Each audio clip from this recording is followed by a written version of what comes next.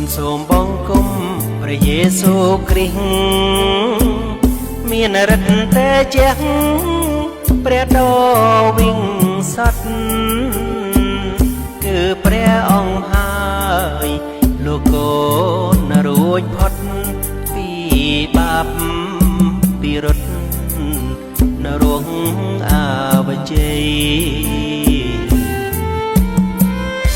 ពេលកូនមានទុក្ខទ្រង់ជួយរំដោះពេលកំឡាំងខ្សោះឲ្យដូចឥន្ទ្រីពេលឈឺក្រំគ្រាប្រអើយជាក្មៃពេលជួបគ្រោះភ័យទ្រង់ជួយបំបាំងទ្រង់ជាព្រះពិតតែមួយគ្មានពីរបីឡើយដែលទ្រង់គង់សោយនៅលើបាលាំងពឹងជ្រកក្នុងទ្រង់ឈ្នះអពួកខ្មាំងលោហិតរងបាំងមានជ័